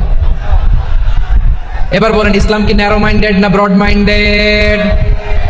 শুধু তাই নয়, যাকে যে সম্মান দেয়ার আমার নবী দিতেন, হোক আস্তিক হোক নাস্তিক, হোক মুসলিম হোক অমুসলিম। বিষ্ণু ইসলাম যখন রোমান সম্রাটের কাছে চিঠি লিখেছেন, আমার প্রিয় লালমনিরহাটের ভাইরা, অল্প কয়েক মিনিট কয়েকটা জরুরি কথা বলবো, এদিকে তাকান, এদিকে তাকান। রোমান সম্রাটের কাছে বিশ্বনবী যখন চিঠি লিখলেন মিন মুহাম্মদ রাসূলিল্লাহ ইলা হিরাকলা আযীমির রোম, মুহাম্মদের পক্ষ থেকে হিরাক্লিয়াসের কাছে, যিনি হচ্ছেন আযীমির রোম। এটা নবী নিজ থেকে বানায় লিখছেন অতিরিক্ত সম্মান দিয়ে। কোন রাষ্ট্রপ্রধান যখন আসে তাদেরকে আমরা কি বলি জানেন? তার নামের শেষে HE এটা লিখতে হয়, H.E. মানে হিজ এক্সেলেন্সি। কি লেখে? হিজ এক্সেলেন্টি অথবা ইউর হাইনেস, ইউর ম্যাজেস্টি। দেখেন, বিশ্বনবী সাল্লাল্লাহু আলাইহি ওয়াসাল্লাম সব নবীদেরও নবী, তিনি একজন মুশরিক খ্রিস্টান সম্রাট রোমান সম্রাটের কাছে চিঠি লিখতে যেয়ে লিখতেছে, ইলা হিরাকলা আযীমির রোম, হিরাক্লিয়াসের কাছে আমার চিঠি, যিনি রোমের আযীম, হিজ হাইনেস, মানে রোমের অনেক সম্মানিত এক বাহাদুর। আওয়াজ করে বলেন সুবহানাল্লাহ। তার মানে যাকে যে সম্মান দেয়ার এটা বিশ্বনবী দিতেন। এমনকি যে ইহুদিরা ভালো ছিল, এই ইহুদিদেরও প্রশংসা করেছেন বিশ্বনবী মুহাম্মদুর রাসূলুল্লাহ সাল্লাল্লাহু আলাইহি ওয়াসাল্লাম। এক ইহুদির প্রশংসা করেছেন বিশ্বনবী। ইহুদির কার? আমি তো আমার ভাইয়ের প্রশংসা করি না, আমি তো এক আলেম আরেক আলেমরে স্পেস দেই না, আমি তো এক দায়ী আরেক দায়ীর সাথে বসতে চাই না। আমার নবী ইহুদির প্রশংসা করে। কার প্রশংসা? ওই ইহুদির নাম ছিল মুখাইরিক। সিরাত গ্রন্থ ঘাটলে পাবেন। তিনি বলেছেন, মুখাইরিক খাইরু ইয়াহুদ, Mukhayriq is the best of the Jews. জুইশদের মধ্যে সে সবচেয়ে ভালো। কেন প্রশংসা করলেন তার? এর কারণ মদিনা চার্টারে কথা ছিল সব ধর্মের মুসলিম মুশরিক ইহুদিরা মিলে মদিনাকে রক্ষা করবে। কিন্তু 3য় হিজরিতে যখন উহুদের যুদ্ধ শুরু হলো, সবার কথা ছিল যেই আক্রমণ করে আমরা মদিনাকে বাঁচাবো। কোন শহরকে বাঁচাবো? মদিনাকে। কিন্তু কুরাইশরা যখন অ্যাটাক করলো, ইহুদিরা আর আসে না, ইহুদিরা আর বেরোয় না। বিষ্ণু বললেন, ওহে ইহুদিরা, তোমরা না চুক্তি করলে আমার সাথে যে মদিনা বাঁচাতে সবাই ঝাঁপিয়ে পড়বো, আসো। একটা ইহুদিও বেরোয় না, কেউ আসে না সেদিন, একজন ছাড়া। তার নাম মুখাইরেক। তার নাম কি? মুখাইরেক বাহাদুরের মতো ঘোড়সওয়ার হয়ে বেরিয়ে গেলেন এবং বললেন, গোটা ইহুদি সাম্রাজ্যের একজনও যদি না আসে, আমি মুখাইরেককে কেউ ঘরে আটকে রাখতে পারবে না। বেরিয়ে আসলেন, এসে বললেন, আমি মুহাম্মদের পক্ষে যুদ্ধ করব। আমি মারা গেলে আমার সম্পদ আমার উত্তরাধিকারীরা পাবে না, আমার সম্পদ তোমরা মুহাম্মদকে দিয়ে দিবা। সুবহানাল্লাহ বলেন। উহুদের ময়দানে 70 জন মুসলমান শহীদ হলো। এই ইহুদি, সেও মুসলমানের পক্ষে যুদ্ধ করে নিহত হলো। সুবহানাল্লাহ বলেন। মুসলিমদের লাশ যখন নিয়ে আসা হলো, এই মুখাইরিকের লাশও নিয়ে আসা হলো। মুসলিমদের লাশের পাশে মুখাইরিকের লাশ দেখে বিশ্বনবী মুখাইরিকের প্রতি অনেক খুশি হলেন। আর বিশ্বনবী খুশি হয়ে বললেন, মুখাইরিক খয়রু ইয়াহুদ, মুখাইরিক যদিও তুমি ইহুদি, তারপরে তুমি সব ইহুদিদের মধ্যে সেরা ইহুদি। পড়েন সুবহানাল্লাহ। আমার নবী ইহুদিকেও সম্মান দিতে কার্পণ্য করে নাই। আওয়াজ করে বলেন আল্লাহু আকবার। প্রিয় ভাইরা, এবার সর্বশেষ আওয়াজ করে বলেন, ইসলাম কি ন্যারো মাইন্ডেড নাকি ব্রড মাইন্ডেড? সবাই বলেন ন্যারো মাইন্ডেড না ব্রড মাইন্ডেড? এজন্য অমুসলিম হইলেই তারা আমাদের শত্রু নয়। শত্রু কারা? এই লালমনির হাটের ভাইরা শুনেন, শত্রু কারা? যে সমস্ত অমুসলিম আমাদেরকে নিশ্চিহ্ন করে দিতে চায়, যে সমস্ত অমুসলিম আমাদের ভূখণ্ড থেকে আমাদেরকে তাড়িয়ে দিতে চায়, যে সমস্ত অমুসলিম আমার ধর্ম নিয়ে তুচ্ছতাচ্ছিল্য করে চিল্লায় বলেন ঠিক কিনা, তারা আমাদের শত্রু। সাধারণ অমুসলিমরা আমার শত্রু নয়। এই যে হিন্দুরা থাকে এরা আমার ভাই, বৌদ্ধরা আমার ভাই, খ্রিস্টানরা আমার ভাই, ইহুদিরা আমার ভাই। তারা দিনই ভাই নয়, তারা মায়ের পেটের ভাই নয়, তারা মানবিক দিক থেকে ভাই। ও মানুষ, আমিও মানুষ। ইসলাম মানুষকে সম্মান করে, চিল্লায় বলো ঠিক কিনা। যারা আমাদের অস্তিত্বকে নিশ্চিহ্ন করতে চায়, যারা আমাদের ভূখণ্ডকে দখল করতে চায়, যারা আমাদেরকে নিয়ে মকারি করে, ফান করে, টিটকারি করে, আমার ধর্ম নিয়ে খেলা করে, তাচ্ছিল্য করে, ওদের বিরুদ্ধে আমাদের জিহাদ।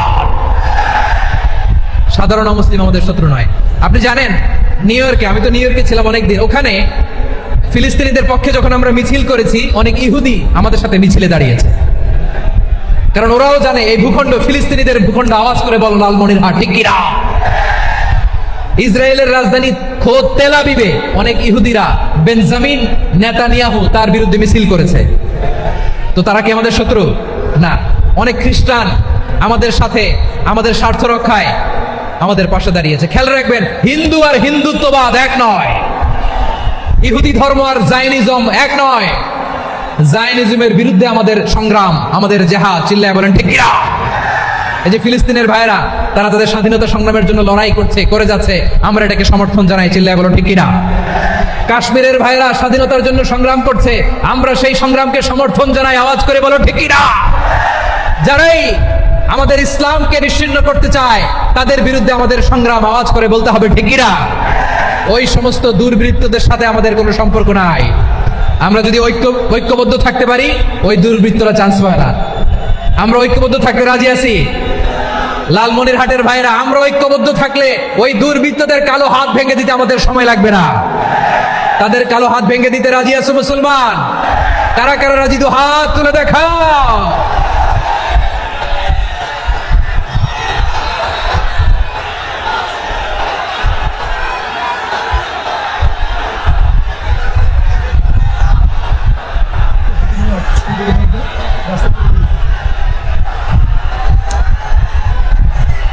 আমার প্রাণ প্রিয় লালমনিরহাটের ভাইরা, শত্রু কাফের আর অশত্রু কাফেরের মধ্যে পার্থক্য আছে না নাই? আবু তালেবও মুশরিক, আবু জাহেলও মুশরিক, কিন্তু দুই মুশরিকে পার্থক্য আছে না নাই? আবু তালেব নবীর চাচা, মুশরিক, মারা গিয়েছে মুশরিক অবস্থায়, কিন্তু আজীবন আমার নবীকে আগলে রেখেছে, আমার নবীকে সাপোর্ট করেছে, ভালোবেসেছে। আবু জাহেলও মুশরিক, মারা গিয়েছে মুশরিক হিসেবে, আজীবন আমার নবীর বিরুদ্ধাচরণ করেছে। আবু জাহেলের শক্তি, সামর্থ্য, স্ট্র্যাটেজি, প্ল্যান সব আমার নবীর বিরুদ্ধে ছিল। এই আবু জাহেলের কারণে একটা দিন শান্তিতে আমার নবী মক্কায় ঘুমাতে পারে না, চিল্লায় বলেন ঠিক কিনা। এজন্য রব্বুল আলামিন বলেন, লা ইয়ানহাকুমুল্লাহু আনিল্লাযীনা লাম ইউকাতিলুকুম ফিদ-দীনি ওয়া লাম يخرجوكم من دياركم أن تبروهم وتقسطوا إليهم إن الله يحب المقسطين। আল্লাহ বলে, গোলামেরা শোনো শোনো, যে সমস্ত অমুসলিম তোমাদের সাথে ধর্মযুদ্ধে লিপ্ত হয় না, তোমাদের বিরুদ্ধে যে সমস্ত অমুসলিম অস্ত্র ধরে না, যে সমস্ত মুসলিম তোমাদেরকে তোমাদের জন্মস্থান থেকে, ভূখণ্ড থেকে তাড়িয়ে দেয় না, তাদের সাথে ভালো আচরণ করতে আমি আল্লাহ নিষেধ করি নাই। তাদের সাথে সদাচরণে কোনো নিষেধাজ্ঞা নাই, বরং তাদের সাথে সদাচরণ করো, এটাই আমি আল্লাহ চাই। তাহলে আমার যে অমুসলিমরা আমাদের সাথে শত্রুতা করে না, তুচ্ছতাচ্ছিল্য করে না, আমাদের ভূমি থেকে আমাদেরকে উচ্ছেদ করতে চায় না, আমাদের বিরুদ্ধে অস্ত্র ধরে না, ওই অমুসলিম ভাইদের সাথে আমাদের কোনো দ্বন্দ্ব আছে? কোনো বিরোধ আছে? বরং আছে ভালোবাসা। বরং আছে কি? এই ভালোবাসা দিয়ে আমরা বিশ্ব জয় করবো। রাজি আছো মুসলমান? আমাদের পুঁজি ভালোবাসা। আমাদের পুঁজি কি? এবার আওয়াজ করে বলেন আমার এই পুরো আলোচনা থেকে the religious coexistence, peaceful coexistence, শান্তিপূর্ণ সহাবস্থান, কমিউনাল হারমোনি, এই সাম্প্রদায়িক সম্প্রীতি, এই আলোচনা থেকে কি বুঝলেন? ইসলাম কি ন্যারো মাইন্ডেড না ব্রড মাইন্ডেড? এই ব্রড মাইন্ডেড হৃদয় নিয়ে ভালোবাসা দিয়ে আমরা বিশ্ব জয় করতে চাই। রাজি আছেন? আল্লাহ কবুল করুক। আমরা সবাই পড়ি আমিন। লালমনিরহাটের জেলা স্টেডিয়ামে আমার প্রিয় মায়েরা বোনেরা, আপনাদের জন্য একটা হাদিস বলে শেষ করবো। বিশ্বনবী বলেন, আমার মায়েরা খেয়াল করে শুনুন, বিশ্বনবী আপনাদের উদ্দেশ্য করে বলেন, আল মারআতু ইযা সাল্লাত খামসাহা ওয়া সামাত শাহরাহা হাফিজাত ফুরুজাহা আতাআত বা'লাহা ফালতাদখুল মিন আইয়ি আবওয়াবিল জান্নাতি শাআত। বিশ্বনবী বলেন, ও রমণীরা, ও নারীরা, যে সমস্ত নারী এই 4টা কাজ করবে, এই 4টা কাজের গ্যারান্টি দিবে, তাদেরকে জান্নাতের 8টা দরজার গ্যারান্টি দেয়া হবে। কি 4টা কাজ? 1 নাম্বার, আল মারআতু ইযা সাল্লাত খামসাহা, যে নারী 5 ওয়াক্ত নামাজ পড়ে। কি করে? জেলা স্টেডিয়ামে অবস্থানরত আমার নারীরা বোনেরা, বিশ্বনবী আপনাদেরকে 4টা কাজের কথা বলেছেন, খুব বেশি না। 4টা করলে 8 জান্নাতের দরজা সব খোলা। কোনটা দিয়ে যাবেন? যেটা দিয়ে মনে চায়। 1 নাম্বার 5 ওয়াক্ত নামাজ। আমার বোনেরা জোহরের নামাজ পড়তে পড়তে এটা আসরে নিয়ে যায়, আসর পড়তে পড়তে এটা মাগরিবে নিয়ে যায়। এরকম আসরা নাই? লালমনিরহাটে হয়তো নাই। আমার বোনেরা এটা করবেন না। ইন্নাস সালাতা কানাত আলাল মুমিনিনা কিতাবাম মাওকুতা, সময় মতো পড়বেন। সামাত শাহরা, রমাদানের রোজাগুলো রাখবেন। হাফিজাত ফুরুজাহা, যে নারী তার চরিত্রকে হেফাজত করে, তার প্রাইভেট হেফাজত করে, তার লজ্জাস্থান হেফাজত করে। ও মায়েরা, আপনার এই গর্ভ যে কত দামি আপনি জানেন না। আপনার এই গর্ভ থেকে জন্মাবে আগামীর সালাহুদ্দিন আল আইয়ুবী। আপনার গর্ভ থেকেই জন্মাবে ইমাম আল মাহদি আল মুনতাদা।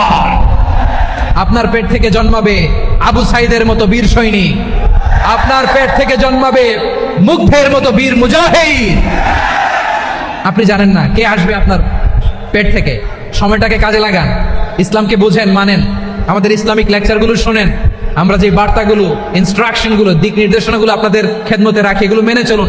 আপনিই পারেন আপনার ঘরটাকে জান্নাতের টুকরা বানাতে। একটা family, it's a very big institution and you are the MD, the managing director of this institution. চিল্লায় বলেন ঠিক কিনা? চাইলেই পারেন ঘরটারে জান্নাতের টুকরা বানাতে। 5 ওয়াক্ত সালাত, রমাদানের রোজা, নিজের চরিত্রের হেফাজত, ও আতাআত বা'লাহা, স্বামীর আনুগত্য। এটাতে অনেকে ভুল করে থাকে। হায় রে আমার বোনেরা, স্বামীর আনুগত্যকে এটা নিজের অপমান মনে করবেন না। আপনার স্বামী আপনার সবচেয়ে বড় গার্ডিয়ান, তিনি আপনার সবচেয়ে ভালো চায়। নারী কখনো গার্ডিয়ানশিপের বাইরে থাকতে পারে না। হয় আপনি বাবার গার্ডিয়ানশিপের ভেতরে, বা আপনার থাকলে ভাই আপনার গার্ডিয়ান, ভাই না থাকলে চাচা গার্ডিয়ান, বিয়ের পরে আপনার স্বামী আপনার গার্ডিয়ান। শরিয়া সম্মত স্বামীর আদেশগুলো আপনি মেনে চলবেন, কিন্তু শরিয়া বিরুদ্ধ কোনো আদেশ মানতে আপনি বাধ্য নয়। আওয়াজ করে বলুন সবাই ঠিক কিনা? এই 4টা কাজ যদি কোনো নারী করে, বিষ্ণুই বলেন জান্নাতের 8টা দরজা খোলা। তোমার যেটা দিয়ে মনে চায় সেটা দিয়ে জান্নাতে তুমি এন্ট্রি নিতে পারবা। আমরা এখানে লালমনিরহাটের সোহরাওয়ার্দী ময়দানে আজকে যেন একত্রিত হতে পারলাম, আল্লাহর জান্নাতেও যেন একত্রিত হতে পারে। আল্লাহ তুমি তৌফিক দান করো। আল্লাহ আমার এই কলিজার টুকরা যুবক ভাইদেরকে তুমি ওমরে ফারুকের মতো কবুল করো। জেলা স্টেডিয়ামে অবস্থানরত আমার মা বোনদেরকে তুমি ফাতেমার মতো, খাদিজার মতো কবুল করো। আমাদের কলিজার টুকরা সন্তানদেরকে তুমি সালাউদ্দিন আল আইয়ুবীর মতো কবুল করো। এই যে ইসলামিক সোসাইটি লালমনিরহাটকে আল্লাহ তুমি কবুল করো। আল্লাহ যে কথাগুলো বললাম এগুলো প্রথমে আমাকে, আমার সব ভাইদেরকে আমল করার তৌফিক দান করো।